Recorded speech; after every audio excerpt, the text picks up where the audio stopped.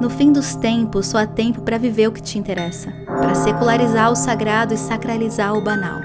E para nós, criadas no caos, samambaias de asfalto, esperar o fim é tônico de ação e vida. Somos pessimistamente esperançosas e apocalípticas até os últimos dias.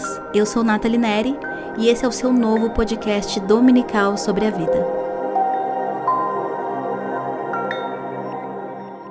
Eu tenho que confessar que eu tô um pouco triste com a nossa relação, sabe? De vocês, minha, enfim. 10 episódios de podcast, estamos aqui falando sobre temas variados, traumas complexos e profundos, enfim. E todas as vezes que eu abro uma caixinha, que eu, enfim, recebo feedback de vocês no Instagram, no Twitter, sobre o podcast no geral, eu fico pensativa e penso, fico pensativa, claro, pensando, porque obviamente ao pensar eu fico pensativa, né? Não fico com fome, etc. Posso também, dependendo do que eu estiver pensando, mas assim, voltando. Com as mensagens de vocês, eu percebo quantos gatilhos esse podcast aqui fornece. Todas as mensagens têm, meu Deus, uma crise existencial atrás da outra. Meu Deus, vou ouvir quando eu estiver mais saudável da cabeça. Ai, daqui direto pra terapia. Por mais que eu fique feliz por tocar tão fundo, eu me pergunto, será? Será que é isso que eu quero fornecer? E eis que me peguei tentando fazer um exercício aí de pensar como fazer o podcast, ou pelo menos um episódio dele ser simples e bobo. Tipo, algo bastante simples assim, bem raso. E aí, eu pensava, óbvio. E aí, claro, pensando em temas simples e rasos e superficiais, eu vim com um monte, afinal, sou um ser humano, não é mesmo? Que também gosta de temas simples, rasos e superficiais. Pensei em falar sobre as minhas séries favoritas, adolescentes, toscas. Pensei em falar sobre roupa, sobre moda e etc. Mas eu sempre pegava um viés de uma perspectiva ali mais complexa, que já passeava pelos meus traumas e provavelmente ia ser gatilho para os seus, e daqui direto para terapia também. E percebi que, de fato, é difícil desaprender a complexificar os pensamentos, é difícil desaprender a pensar de uma forma mais longínqua, sabe? Não conseguir deixar o pensamento pontual, não conseguir pensar em série, só ficar em série, e você ter que ir de série para traumas de infância quando você foi ensinado ou quando você se estimulou a pensar assim durante toda a sua vida. E claro, eu vou fazer episódios em que eu vou falar sobre séries bobas e coisas legais, mas eu preferi falar antes sobre isso, desculpa, gente. Então talvez esse seja mais um episódio de gatilhos, de uma coisa assim um pouquinho mais. Não vamos aprofundar muito. Eu sinto que eu não aprofundo muito, que a gente tá sempre na superfície. Mas eu tenho medo das respostas de vocês, que é, meu Deus, tô chorando, tô muito mal. Fico feliz que coisas que eu fale possam envolver vocês de uma forma profunda, porque também me envolvem e são importantes pra mim. E é muito doido isso, porque eu vejo vocês aqui, que eu tenho muita alegria de vocês me escutarem. É uma honra gigante estar aí na sua casa, no seu ônibus, no seu carro, estar com você onde você estiver, no seu trabalho, enfim. Na verdade, você devia estar trabalhando, né? Mas tudo bem. Uma pausa para relaxamento ou não. Afinal, a gente não relaxa em apocalípticas dos últimos dias. Mas eu sou muito honrada por estar com vocês e por vocês se interessarem e aceitarem esse convite para complexificar um pouquinho das coisas, sabe? Sabe, para secularizar o sagrado, sacralizar o banal. É sobre isso, sobre colocar as coisas em outros lugares, né? Diferentes do que elas originalmente estão, né? Ou são também. E ao mesmo tempo que a gente tem aqui esse cantinho de pessoas que intencionalmente estão passando por um processo de aprofundamento, de pessoas que intencionalmente querem refletir sobre a própria existência, sobre o mundo que a cerca, sobre as coisas que, enfim, a gente não pode mudar, mas pode ruminar e pensar até cansar e não resolver nada. Existe um oposto, talvez tão complexo e intenso como esse nosso, que é não quero saber de nada, não me fale nada, quero superficializar ao máximo, não quero aprofundar. Inclusive aprofundar e pensar é chato, é brega. Eu não sei se vocês estão nos mesmos espaços da internet que eu, mas como vocês podem ter visto ao longo desses episódios no podcast, eu consumo conteúdos extremamente variados, threadwifers, política e economia, shifters, ASMR, não falo, mas amo muito, e discussões de gênero e sexualidade, e vlogs coreanos. Eu tenho, assim, um gosto bastante eclético. Já falei que amo essa palavra, né? Eclético para conteúdo. Então, frequentemente, o algoritmo me mostra, porque me confunde com esse tipo de consumidor de conteúdo, pessoas que realmente estão em um momento da vida, geralmente pessoas muito mais jovens, jovens ali com seus 18, 19, início dos 20 e poucos, que riem de autoconhecimento, que realmente estão cansados de complexificar e de ficar pensando sobre identidade e simplesmente são. Eu acho que as pessoas da minha idade, tô com 30, né? Uma mulher agora. Mas eu acho que as pessoas próximas à minha idade, um pouco mais velhas, e com certeza mais velhas ainda, viveram uma fase muito específica da informação na internet. A gente estava aprendendo junto. A gente começou a aprender nos últimos 10 anos na internet um pouco mais sobre questões raciais, um pouco mais sobre questões de gênero. E aí, se você já é uma mulher ou uma pessoa negra, talvez você tenha aprendido mais sobre questões de pessoas com deficiência. Se você é uma pessoa sem deficiência, ou talvez você tenha aprendido mais sobre discussões sobre corpos indígenas, sobre, enfim, povos originários no Brasil. Nos últimos 10 anos, a maior parte de nós começamos a acessar coisas muito além das nossas bolhas, muito além dos nossos círculos familiares, estudantis, muito além dos nossos vizinhos, da nossa igreja. É como se a gente tivesse tido acesso a um encontro mundial de etnias, vivências, classes, claro, para quem quis acessar isso, não é mesmo? Tem gente que usa a mesma internet que eu, que você, que fizemos isso e não manja nada, né? Porque, enfim, existem esses polos opostos de consumo. E a gente aprendeu de uma forma muito cansativa sobre tudo isso, né?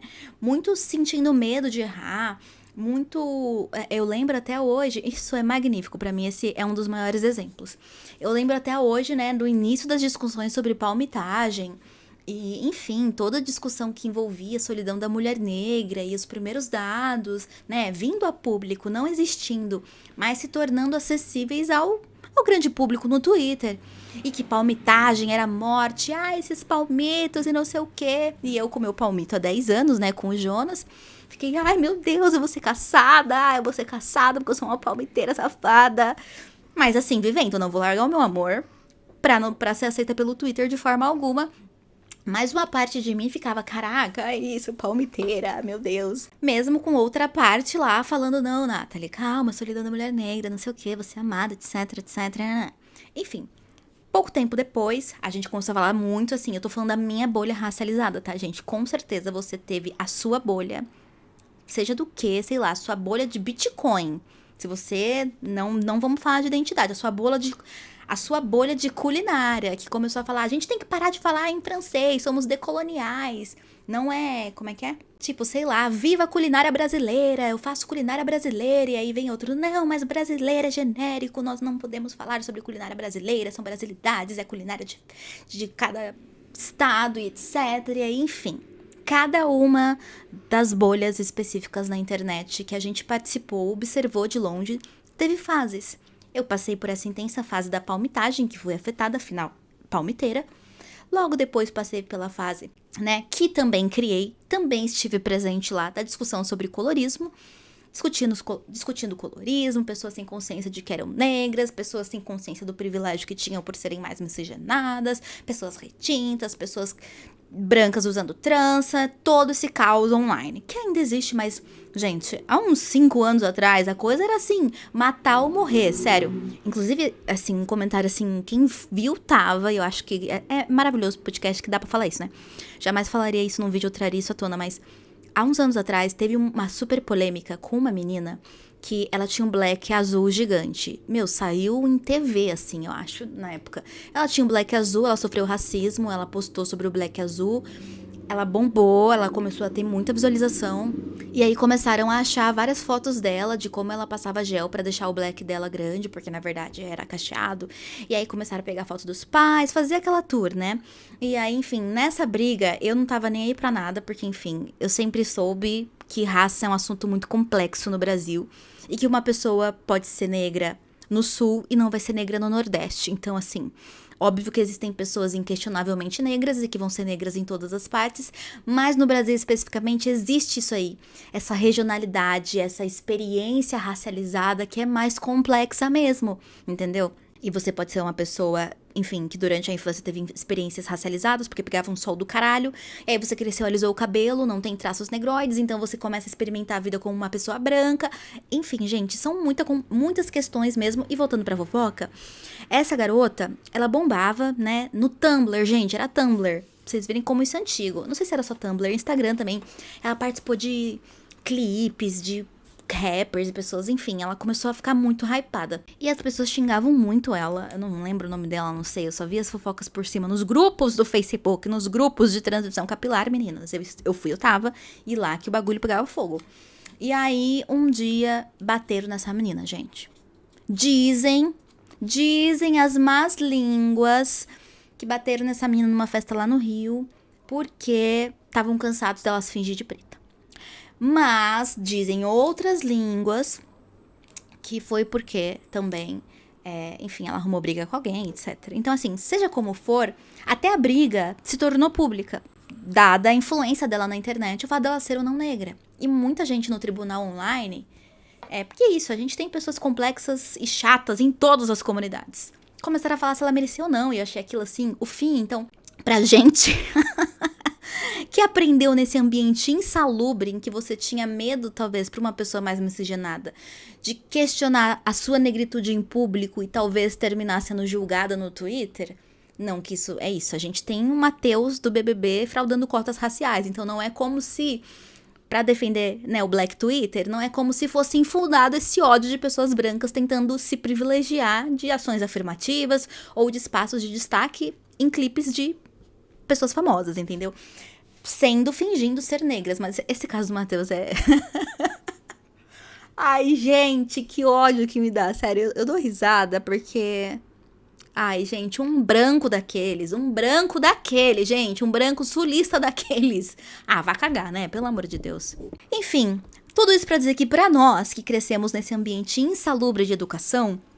E, enfim, eu estava lá aprendendo também, tentando educar, né? Achando que sabia muito. Sabia muito, tadinha de mim. Não vou ser crítica com a minha eu do passado. Não, tô tratando isso na terapia.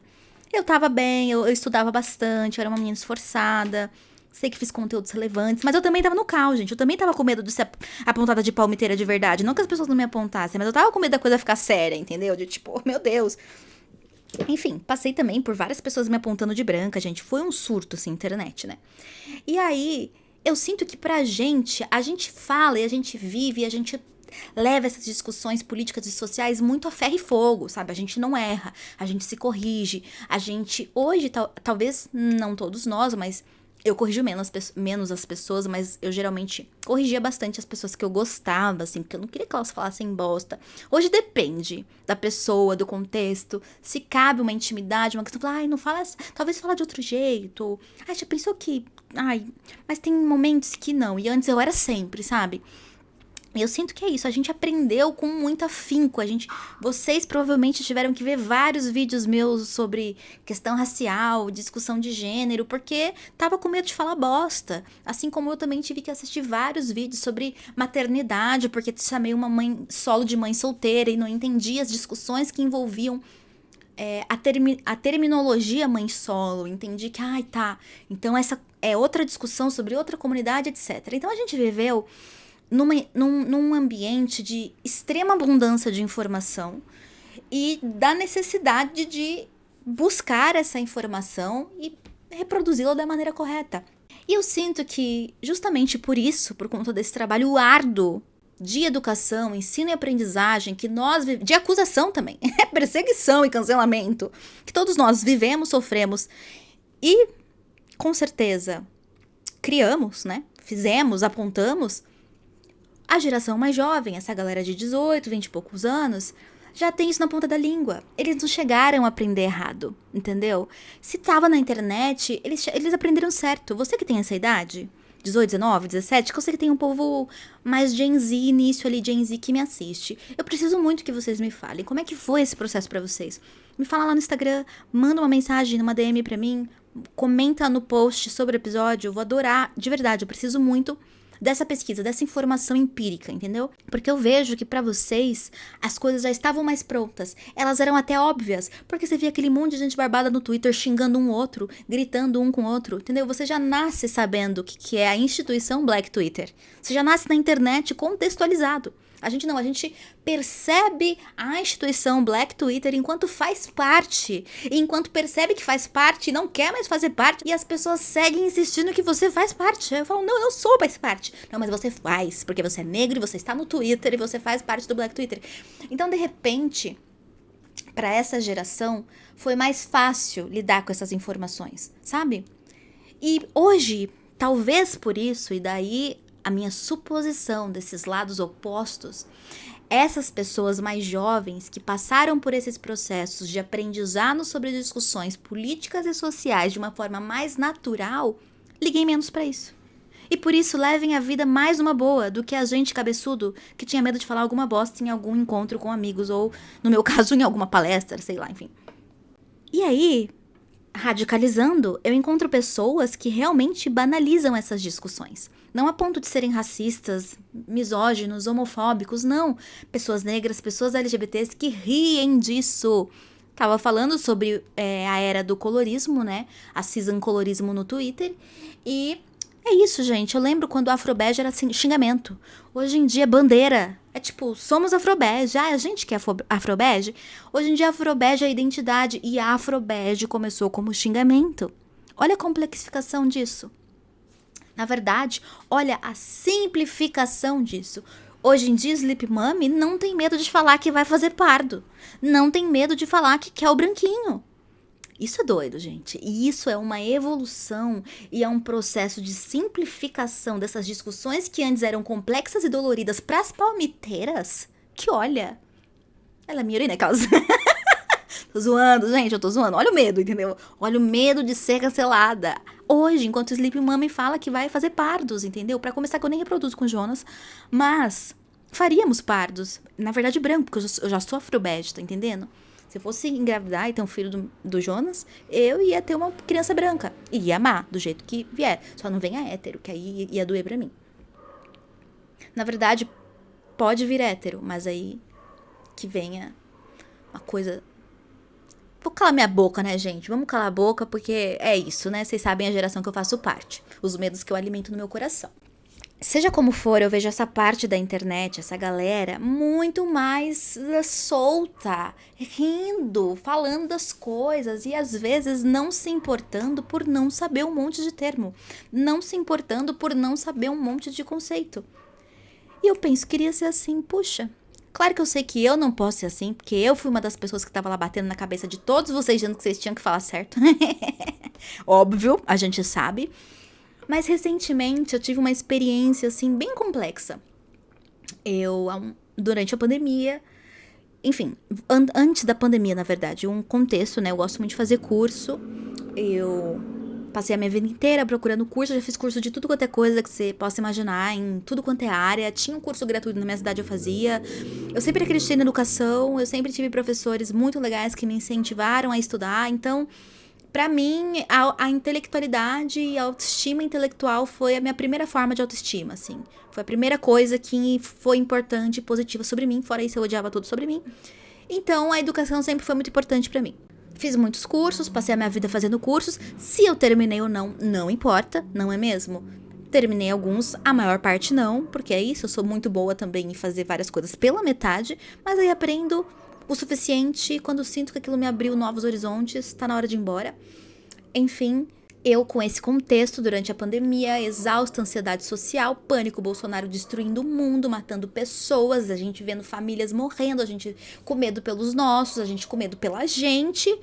Eu cansei, eu tava assim, tão estimulada mentalmente, eu tava tão mal da cabeça, eu tava ebulindo assim, eu tava tão sem foco que eu falei, chega. E aí, teve uma fase no início da pandemia que eu comecei a fazer um monte de curso online.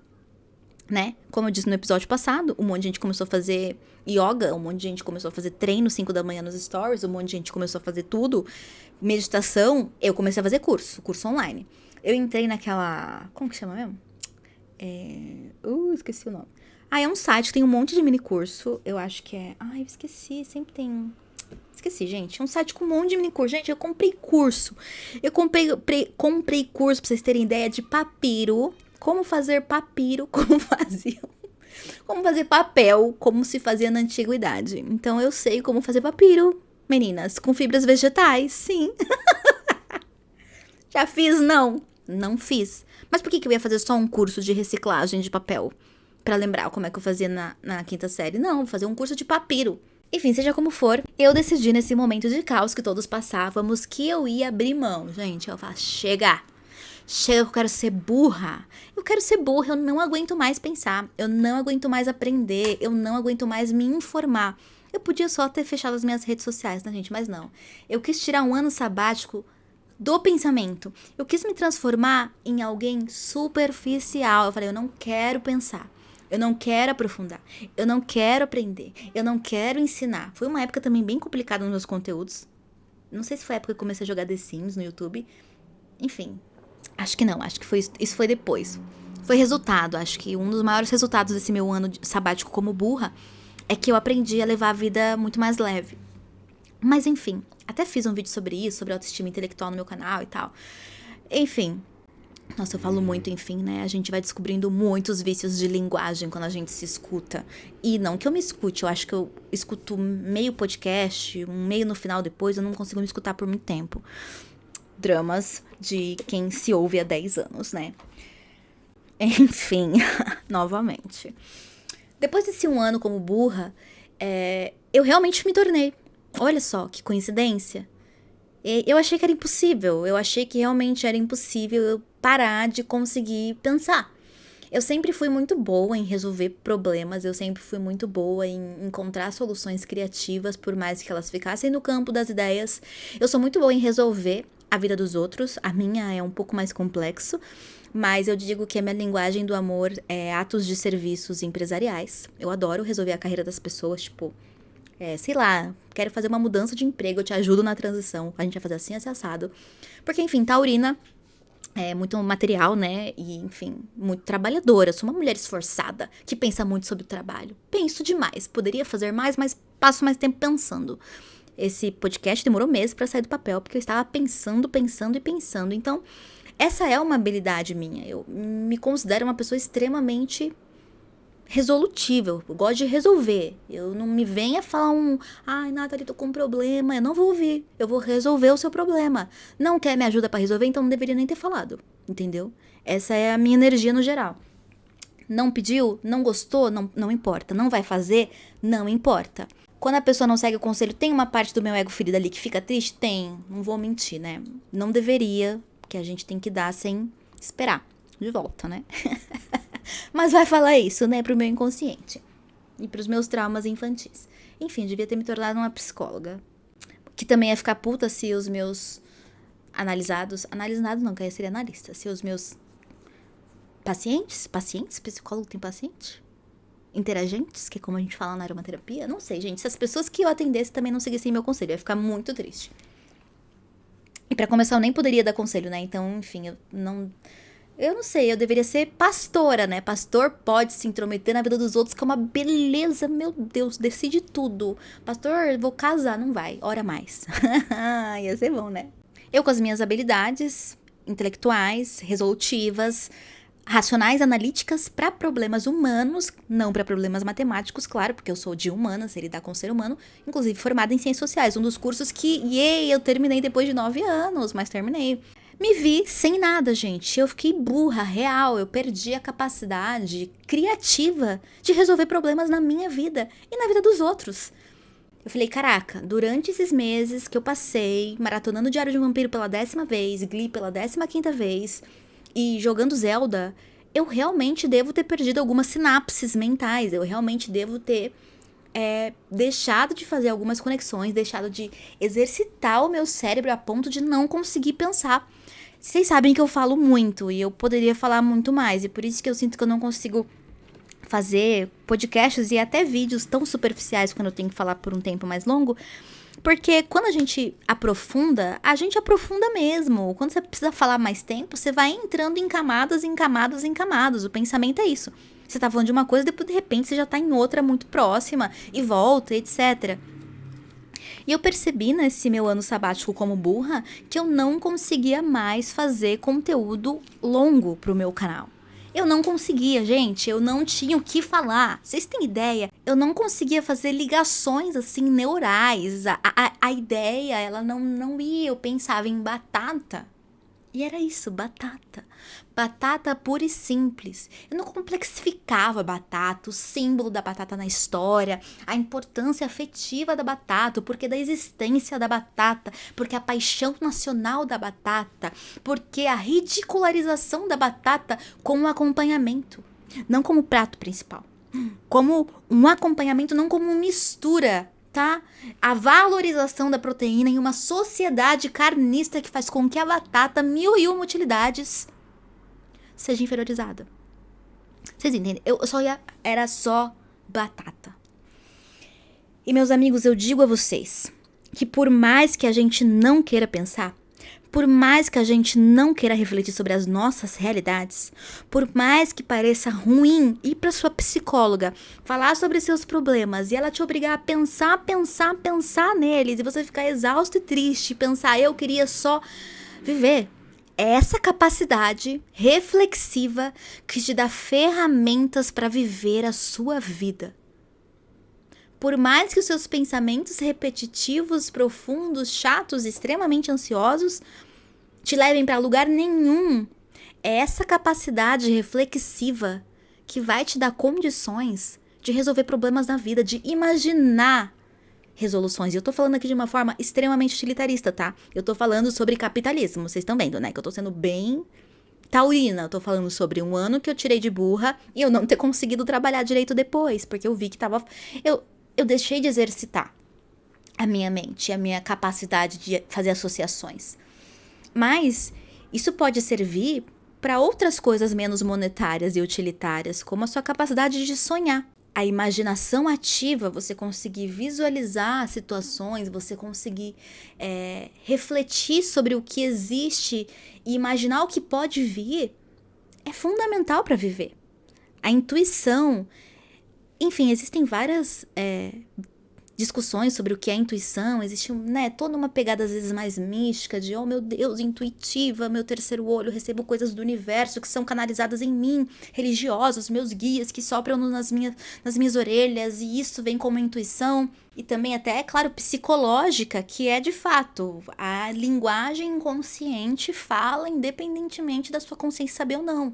Então, às vezes você tem intuição sobre uma situação, mas na verdade... é algo repetitivo que não está no âmbito da consciência, mas que inconscientemente você consegue ler os sinais e vem como intuição.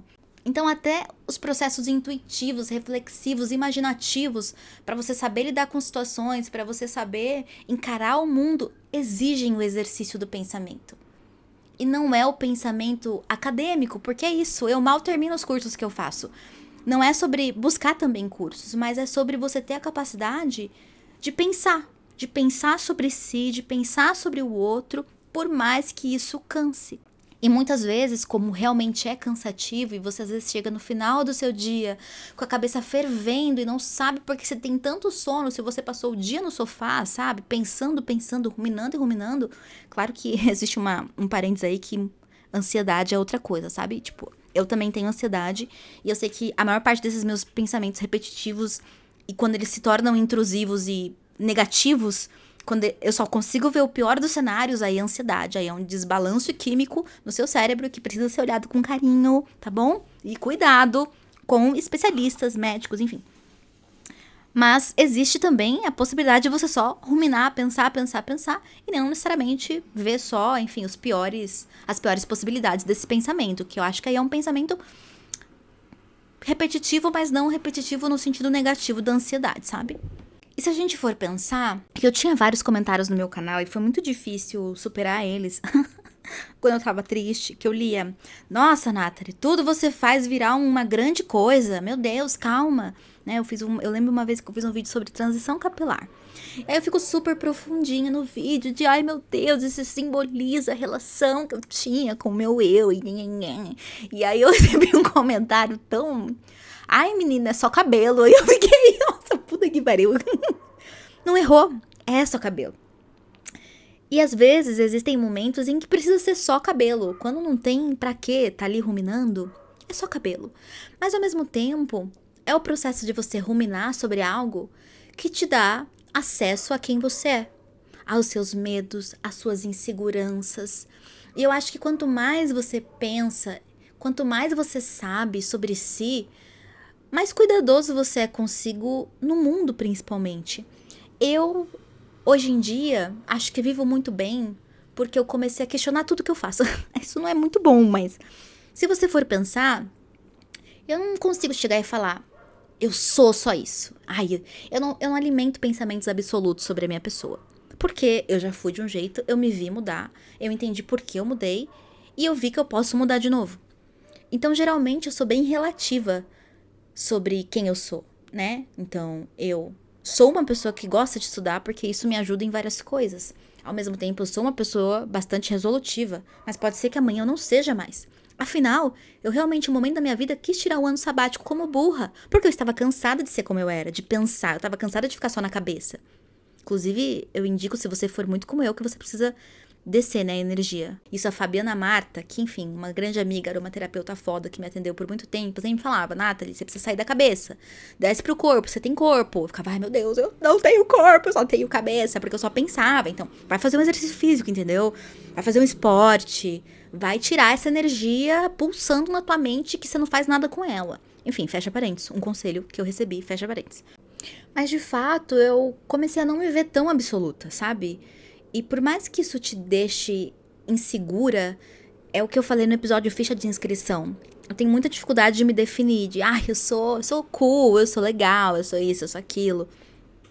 Porque eu penso tanto sobre mim e eu me preocupo tanto com as coisas à minha volta, eu penso tanto sobre o outro, sobre as coisas também, que eu passo a enxergar a vida como possibilidades, né? Não como definições fixas. E eu acho que isso é muito bom. Não só te dá a capacidade de ser flexível e resolver problemas, né? Com esse pensamento que vai e volta e que pode ir para muitos lugares, como também te faz acessar coisas que talvez, se você não pensasse tanto, você nunca acessaria. Eu tendo, talvez por conta da minha experiência, a entender que quanto mais inteligente uma pessoa é, menos certezas ela tem. Eu me sinto e eu admiro muito mais uma pessoa quando ela fala não sei, vou ver, do que quando ela sabe categoricamente sobre tudo. Isso é muito louco, porque a gente vive numa sociedade em que as pessoas se acham inteligentes ou burras de acordo com a quantidade de conhecimento e certezas que ela tem, sabe? E eu sei que isso parece meio contraditório, aí acabei sendo longe, né? As aspas, né? As chaves que eu sempre faço em todas as minhas reflexões, afinal fui criada no Twitter. Mas eu sei que isso parece muito complexo quando a gente vive na sociedade da pós-verdade. Quando as pessoas têm a coragem de colocar um pastor deputado para discutir aborto num canal jornalístico e a jornalista falar: olha, a gente tem números aqui de instituições respeitadas falando que a maior parte dos brasileiros acredita que o aborto deveria ser legal em caso de estupro. E aí ele fala que nas minhas pesquisas feitas provavelmente na congregaçãozinha daquele Zé, sabe, absurdo, as pessoas são contra qualquer tipo de aborto. E aí o Twitter fica louco, o Instagram fica louco, todas as redes sociais ficam loucas sobre a fala do pastor. E eu só me pergunto, quem botou um pastor deputado pra falar? O cara, quem que deu um espaço jornalístico pro cara chegar e falar que, sei lá, Datafolha e IBGE estão errados e quem tá certo é ele, que vê os fiéis dele conservadores dizendo que são contra todo e qualquer tipo de aborto. Então eu sei que é complicado falar sobre incertezas e relativização nesse momento em que a gente vive, em que as pessoas ignoram o que é fato. As pessoas não querem saber sobre a ciência. As pessoas não querem saber sobre, enfim, realidades materiais, sabe? Sobre dados. O pastor vira e fala que não, esse dado é mentiroso, porque não é o que falaram na minha igreja. Então eu sei, e uma coisa não tem a ver com a outra, né? Mas ao mesmo tempo tem. Porque esse homem estava tão cheio de certeza, ou ele estava num nível de manipulação tão grande, sabe? Que ele não tinha vergonha alguma de falar em rede nacional que todas as instituições de pesquisa estavam erradas. E que era a pesquisa dele, feita na igreja dele. Ele não falou que foi feita na igreja dele, mas ele falou que a pesquisa dele estava certa. Ele tinha tantas certezas, ele era tão absolutista, que isso mostra um nível de burrice e ignorância tão grande. Então, hoje em dia, eu sinto que quanto mais você sabe, quanto mais certeza você tem sobre algo que você sabe, talvez menos você saiba sobre esse assunto. Quanto mais incertezas... Aí você deve falar, nossa, eu não sei nada de matemática, então eu sou uma gênia em matemática. Quem me dera, né? Mas eu acho que as pessoas têm medo de se aprofundar, porque se aprofundar, refletir sobre si, não vai trazer verdades absolutas. Pensar sobre a sua vida, entrar num processo com uma psicóloga, vai te fazer questionar tudo, questionar quem você é, questionar as relações que você tem. E pra mim, isso é inteligência. A tua habilidade de tomar decisões incertas, baseado nas informações que você tem e nas capacidades autônomas que você gera de associar informações. Quando você não sabe o que está acontecendo, você tende a tomar decisões burras, decisões unicentradas, decisões unilaterais, decisões rígidas. Todas as vezes que você está em dúvida sobre algo é porque você realmente está pensando sobre esse algo, é porque esse algo é completo, é porque esse algo te afeta. Então, eu penso a dúvida como uma força. E a dúvida, na verdade, ela não é ruim. A dúvida talvez seja a face ruim do questionamento, que para mim é muito importante. E durante muito tempo o que eu mais tive foi medo dessa dúvida, foi medo. Até que um dia, aí, é isso, gente, 1001 referências e relações. Até que um dia eu estava tirando o oráculo da deusa, que é um oráculo muito importante na minha vida, que me ajudou em fases em que eu nem consigo descrever, sabe? A gente também tem várias perspectivas oraculares, a gente tem a mística, a gente tem a psicológica, né? A gente tem várias. Seja qual for a sua, estava eu tirando o oráculo da deusa que eu tiro e pensando muito sobre todas essas minhas dores e quem eu era, onde eu sou, pra onde eu vou, não aguento mais pensar, quanto mais penso, menos eu sei. E saiu uma carta muito importante pra mim, que é a carta da deusa Rhiannon. A mitologia de Rhiannon é galesa e ela era uma deusa muito poderosa que se transformava em cavalo e se apaixona por um príncipe mortal humano.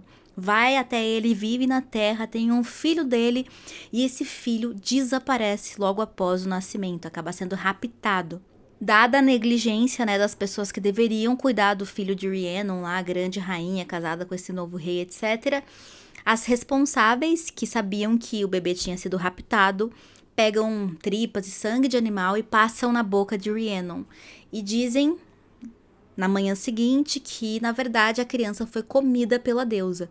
Ela, como muito poderosa, como uma deusa fora do humano, nesse contexto de estar com essa pessoa mortal e tendo um filho mortal, duvida de si mesma e talvez até acredite que ela podia, sim, por tão poderosa que era, comer o seu próprio filho. Como castigo, ela é condenada a se tornar um cavalo para sempre e carregar todos os convidados, todas as pessoas do reino. Anos depois, esse príncipe volta, esse bebê retorna e descobrem o seu rapto, e então entendem que Rhiannon não foi responsável pela morte dele. E aí Rhiannon volta a ser uma deusa.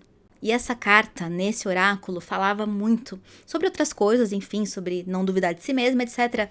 Mas para mim me tocou muito a ideia de transformar a dúvida em questionamento. Porque dúvida é diferente de questionamento.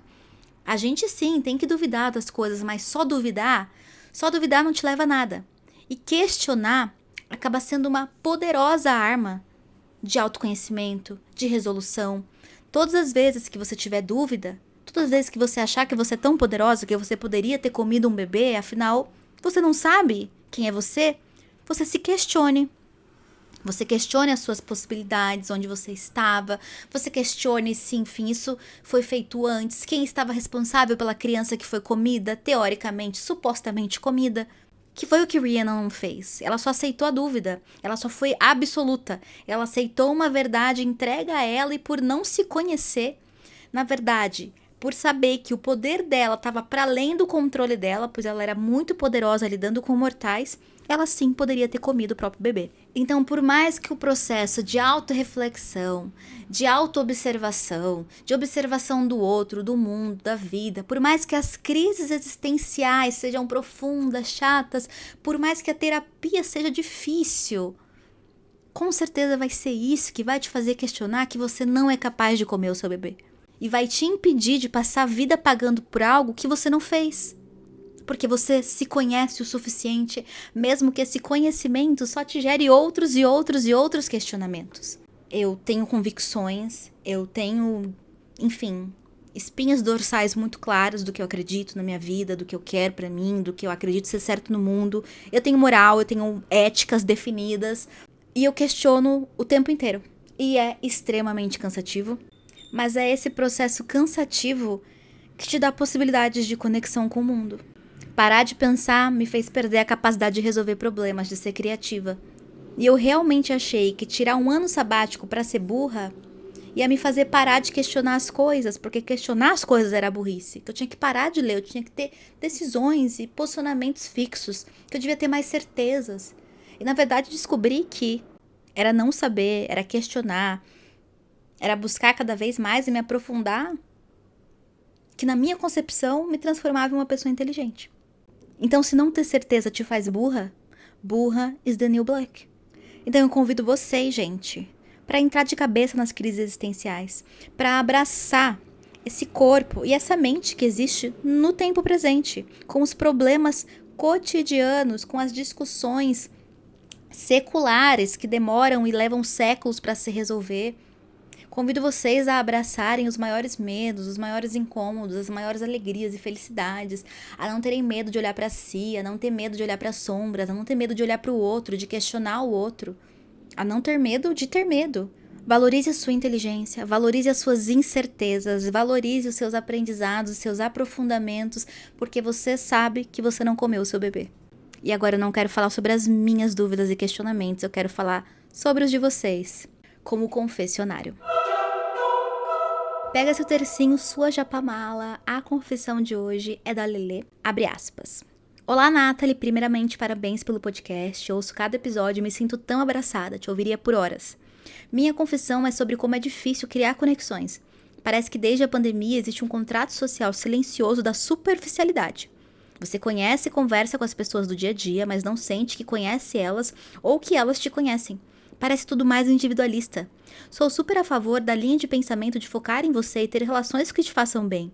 Mas penso que para pensar em si, você não precisa se autocentrar e não pensar no próximo. Faz sentido? Não sei, só sei que é bizarro o mundo pós-pandemia. Beijinhos, Lelê. Fecha aspas. Um beijo, Lelê. Obrigada pelo carinho por ouvir o podcast. E olha, a tua confissão não podia ser mais propícia, não podia ter mais a ver com esse episódio. Você é a prova do que eu tô dizendo. As pessoas estão com medo de se aprofundar. E não só no campo do autoconhecimento, não só nas reflexões políticas e sociais, não só descer a ladeira no Twitter das conversas, sabe? Mas as pessoas, elas estão se aprofundando menos nas relações também. E isso é muito contraditório se a gente perceber que a pandemia de fato afastou todo mundo, né? Eu me vi uma pessoa muito mais sociável depois da pandemia. Eu senti saudade de pessoas e eu percebi há quanto tempo eu estava afastado de pessoas. Mas eu sinto que não é pandêmico, talvez também seja geracional. A gente constrói as nossas relações baseada hoje em outros tipos de referências, né? Eu li alguma matéria, alguma chamada no Instagram, provavelmente, de como, para gerações mais jovens, é o feed do Instagram que define se você vai ou não ser amigo da pessoa, que a pessoa jamais seria amiga de alguém com feed de Instagram feio. E pensar isso é muito louco, porque talvez antes você não seria amigo de alguém, sei lá, há uns 20 anos atrás, que fosse tatuado, sei lá, uma família conservadora, ai, não gosto de gente tatuada, ou não sou amigo de alguém que bebe, ou não sou amigo de alguém que, enfim, é evangélico. A gente tinha, talvez, referências de moral mais definidas, sabe? Tipo, você andava com a galera do teu grupo. Não que isso seja legal. Também é ruim, afasta as pessoas, enfim. Mas eu sinto que hoje os parâmetros que você usa pra definir se alguém vale ou não a pena, eles são cada vez mais toscos. Toscos. Imagina, ó, o feed pra definir quem é seu amigo ou deixa de ser.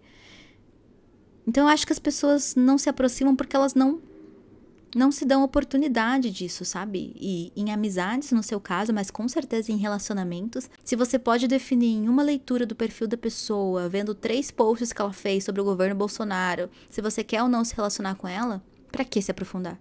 Eu fui uma pessoa que me afastei de todo mundo politicamente. Eu via qualquer coisa verde e amarela e falava, nossa! Até entender que é isso, as pessoas vêm de contextos diferentes, interpretam as coisas de forma diferente, talvez a pessoa fez um post ali, curtiu uma coisa, por ignorância. Eu conheci pessoas nesse contexto.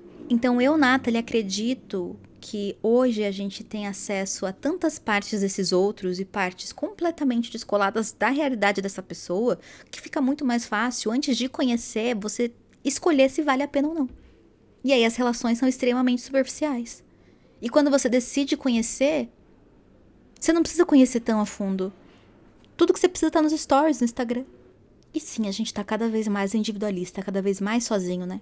Cada vez mais querendo falar com as pessoas por telas. E olha a gente aqui, não é mesmo?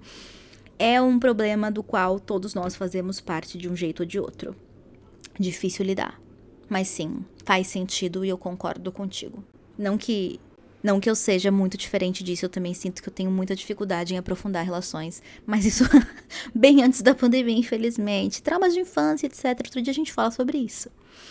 Não se esqueça que você pode mandar a sua confissão para apocalípticasdosúltimosdias@gmail.com. Quero muito ouvir seus problemas, suas dores, seus medos, seus questionamentos. Fala qualquer coisa, gente. E eu vou me intrometer. Como eu disse, não me fala se não quer minha intromissão. Não escuto. Tanto é que tem um podcast para falar. E para finalizar, claro, minuto de sabedoria.